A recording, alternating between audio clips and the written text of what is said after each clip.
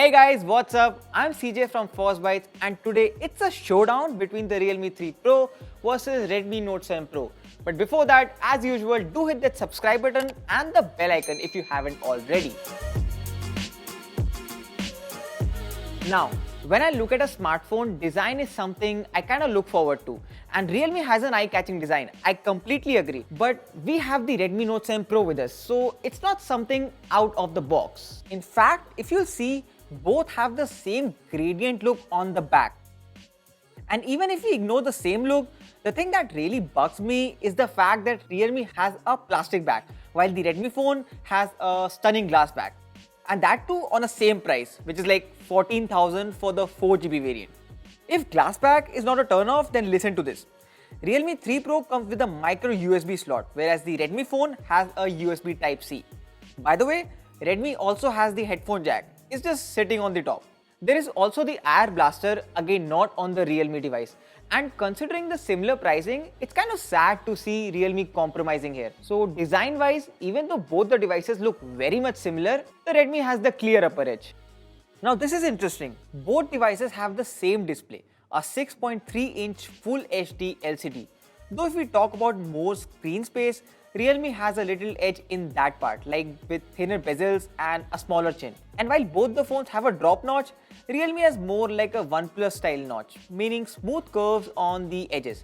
Whereas the Redmi has a dot shaped notch. But again, it doesn't make much of a difference while watching movies or Netflix and stuff like that. Also, like I said, both devices have the same display panel. So there is no noticeable color difference in the displays. Both have crisp displays, vibrant colors, good viewing angles, though there is the little warmer tone in the Realme device, but that can be tweaked in the display settings.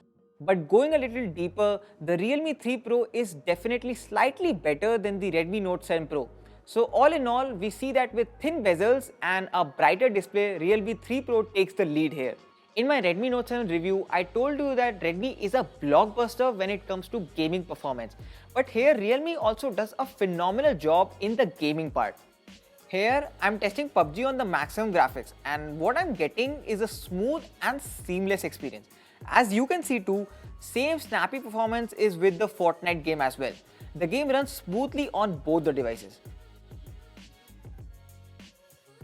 Now many of you are talking about overheating issues in the Realme 3 Pro.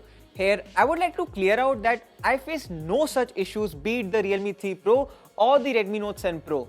Realme does heat up a bit, but it's nothing substantial. Coming to normal day-to-day usage, even though they have a different processors, the multitasking and the responsiveness is nearly the same on both the devices.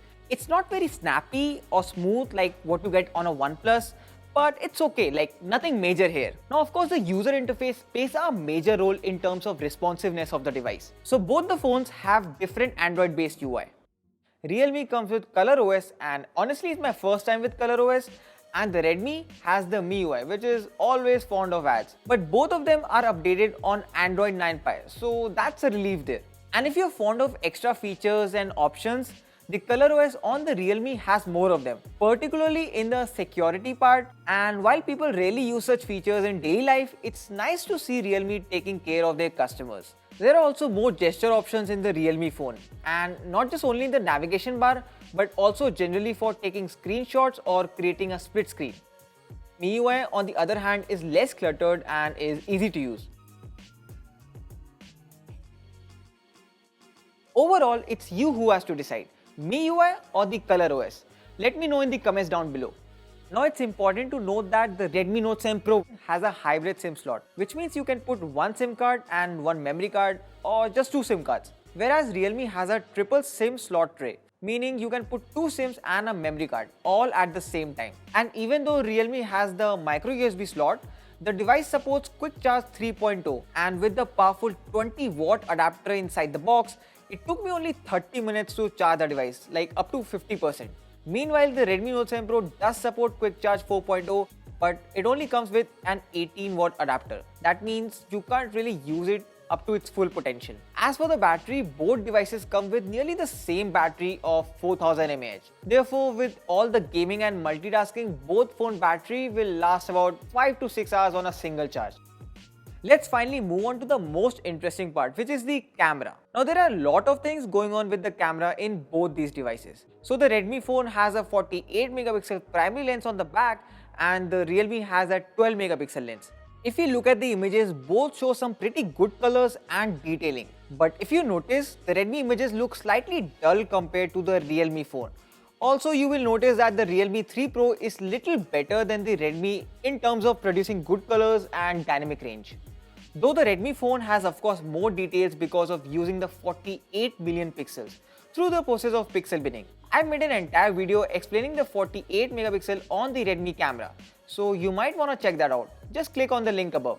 Anyway, coming back to the images, Realme also has a way to enhance the details, which is through the 64 megapixel mode. But then you won't be able to use the HDR or the AI scene recognition. Talking about AI, both devices have an AI toggle that tends to recognize the scene and thus enhance the quality. And though Realme is able to recognize plants, dogs and landscapes, it tends to oversaturate the images. Both the phones can capture good portrait modes. There is good edge detection, so I think it's a tie here. Now similar to Google Pixel, Realme and Redmi both have a separate night mode and both of them perform great when it comes to low light photography.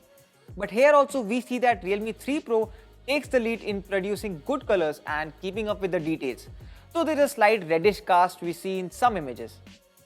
On the front, Realme has a 25 megapixel selfie camera which produces good detailed images in comparison to the Redmi Note 7 Pro. However, the color boost in the images kind of give a more artificial look which we don't see in the Redmi Note 7. Overall, I think Realme has an upper edge in the camera only if you keep the scene recognition off because that tends to overdo the colors. So apart from the camera where Realme 3 Pro performs slightly better, both the phones are more or less the same. Hopefully you might have figured it out which is the better one, Realme 3 Pro or the Redmi Note 7. Let me know in the comments down below. That's all. I hope you enjoyed this video. Do give it a thumbs up and hit that subscribe button to see more cool videos just like this one. Okay folks, see you later. What's the giveaway? Oh, giveaway, yeah right. So we are having a giveaway of this device, the Realme 3 Pro. Yes, the Realme 3 Pro. There's an intended video about the rules here. So check that out. Okay folks, tada!